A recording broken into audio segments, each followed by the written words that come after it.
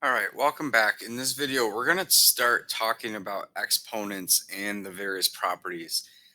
Exponents to me are one of the most fun topics because there's so many things you can do with them, and using the different properties, it's almost like an equation of itself. All right, so there's various properties that we have to know, and it really takes a lot of practice incorporating these properties um, into use for you to really understand them.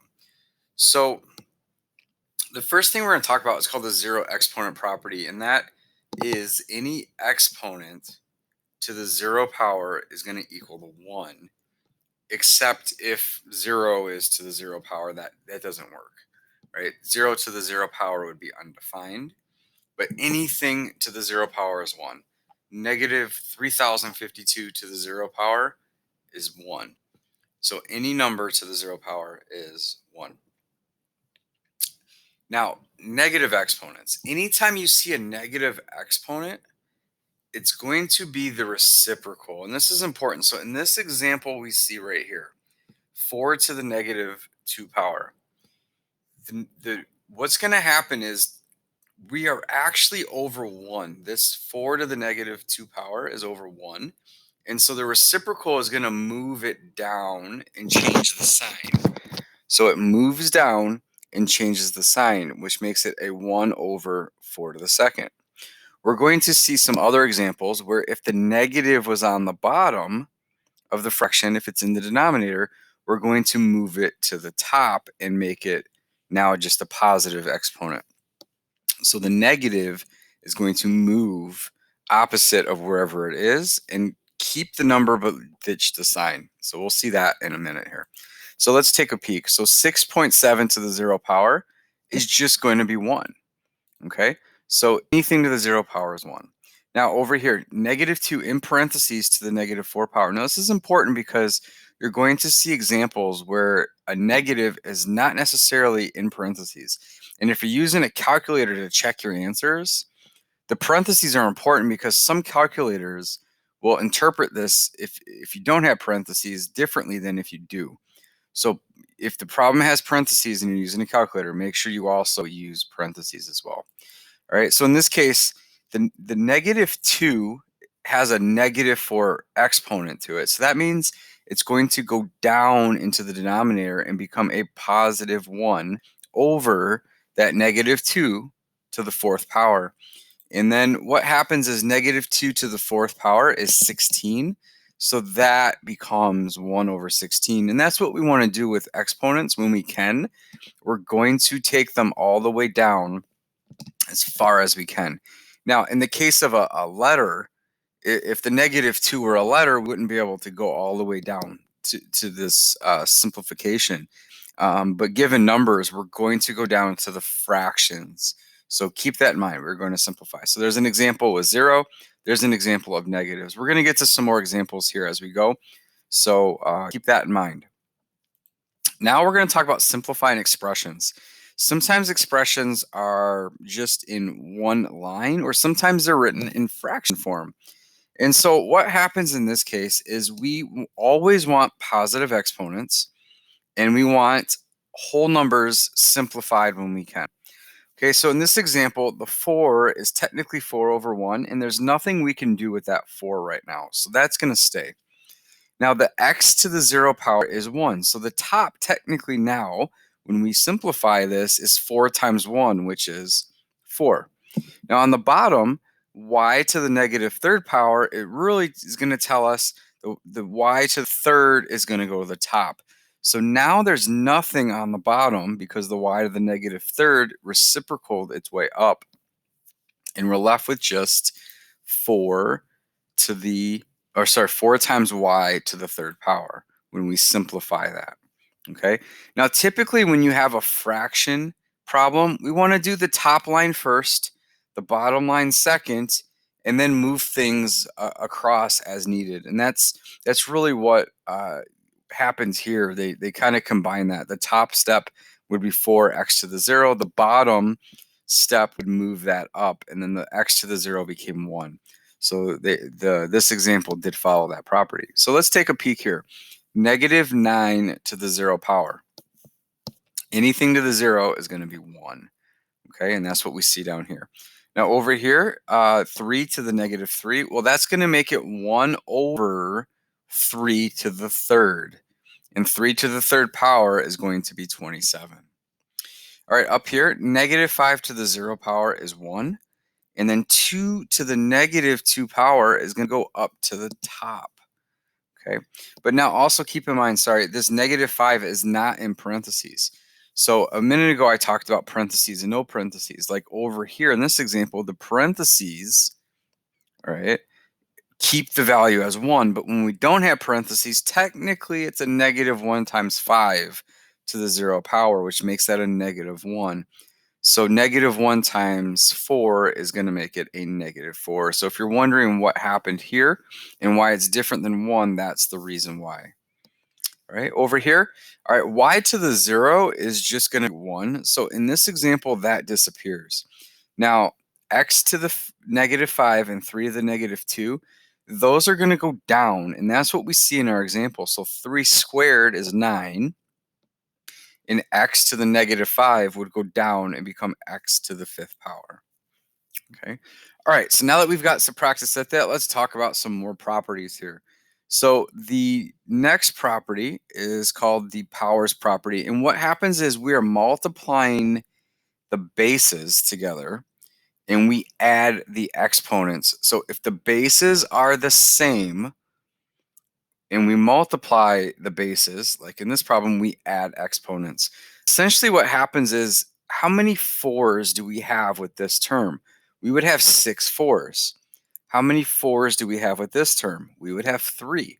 So how many 4s total do we have? We have 9. And so that's why this shortcut property works. Now, if we are dividing exponents and the bases are the same, we subtract.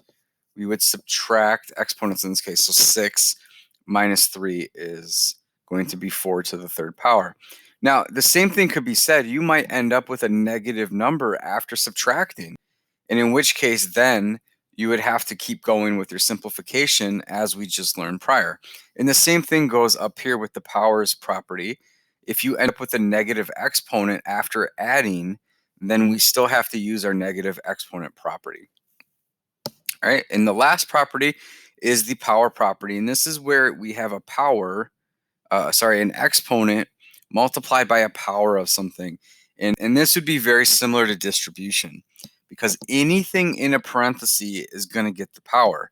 So in this case, we have 4, the 4 to the 6, there's 3 of them. So we have 6, 12, 18.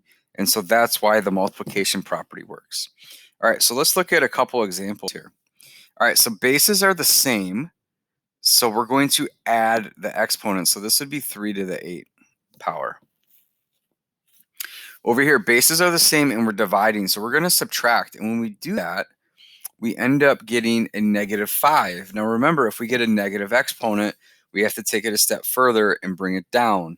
So now we're here, and now what is negative 4 to the 5th power? It is actually negative 1024. And so the negative sign will either go up to the top or out in front of the fraction. All right, now the last one, z to the 4th to the negative 3rd power. All right, well, in this case, we're going to multiply the powers here, and that's going to give us z to the negative 12th power, 4 times negative 3.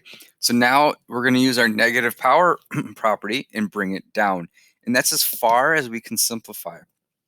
Earlier in this video, I talked about how numbers will simplify to a fraction, but letters often cannot. And this is a good case of seeing both examples in action here. Okay. All right. So if we look here again, we're multiplying properties or exponent bases. So 4 and the negative 6, that would give us a negative 2. So negative 2 is going to be a 100. So 1 over 100 would be your final answer. In this case, 9 minus 9 is 0. X to the 0 is going to be 1.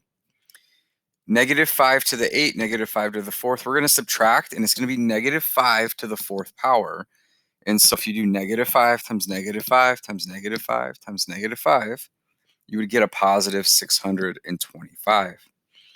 Number 8 here, this is going to be y to the negative 1 power, which is going to be 1 over y, because the y is going to go down.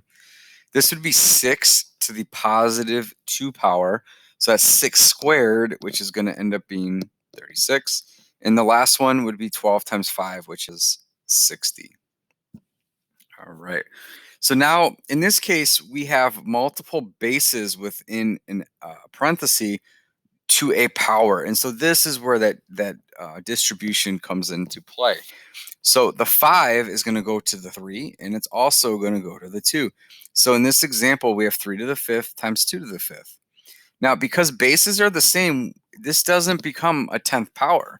It just becomes 3 to the 5th times 2 to the 5th. So keep that in mind. We only combine when bases are the same. Now, the same concept holds true when we're in a quotient or fraction form. So in this case, 5 would go to the 3, and 5 also goes to the denominator of 2. Okay. Now, the one thing we have to keep in mind when we have fractions is the denominator can't be 0, because when it does, then all kinds of things go bad, and math does not like 0 in denominators. All right, so let's take a look here. Negative 1.5 to the second power and y to the second power. So this is going to be 2.25y to the second power. Each part of that parenthesis got the second power. In part B, we're going to have a to the third and then negative 10 to the third. And so negative 10 to the third power is negative 1,000, and the negative goes in front of the fraction. Over here, we have 3 to the fourth, d to the fourth, and 2 to the fourth. All of those get a fourth power. So 3 to the fourth is going to be 81, 2 to the fourth is 16, d to the fourth stays the same. And that would be your answer. All right, for part D, 2 would go with negative 5, x would go with negative power, and 3 goes with the negative fifth power. And so what we end up having is, because the negative 5 is down here, this is going to go up, and that the 2x to the negative 5 is going to go down. Anytime the power is negative, it's going to switch places and change signs. And so we're left with this. Now 3 to the 5th is 243. 2 to the 5th down here is going to get, the fifth power is going to get distributed to both parts, and that gives you 32. All right. So, there is some confusion here that you guys may have, but if you just follow the rules, it will work out. And you have to be intentional with your practice with what we're doing. So let's take a look at 11. So again, focus. We're multiplying this negative 3 it's going to be, included into both parts. 10 to the negative third is going to be 1,000 on the bottom, and y to the negative third is going to be y on the bottom. All right, number 12. Negative 4 to the fifth power is going to be negative 1,024. And then n to the fifth power is going to be n to the fifth power. Now, keep in mind, for number 12, only if we have a negative exponent does it change. So in this case, we have a negative number, but the exponent is positive. So the negative would stay on top, right? And that's very important what I said. So if you need to pause and rewind it, do it. All right, 13, we have 1 to the fifth power. And then on the bottom, we have 2 to the fifth and k squared to the fifth. So 2 to the fifth would be 32. And then k squared to the fifth would be 10. And then 1 to the fifth power is just 1. All right, now over in number 14, the negative 2 power goes to 6. 6 to the negative 2 would be a 36 on the bottom, which is why we see that here. C to the negative 2 power would be a c squared on the bottom, which we see. 7 to the negative 2 would be a 7 squared on top, which is why we see a 49 here in the answer. Okay, now we can get into some real life examples, but for the time being and for this video, I am not going to explain it, because this is really something where we need a lot of practice. So hopefully that answers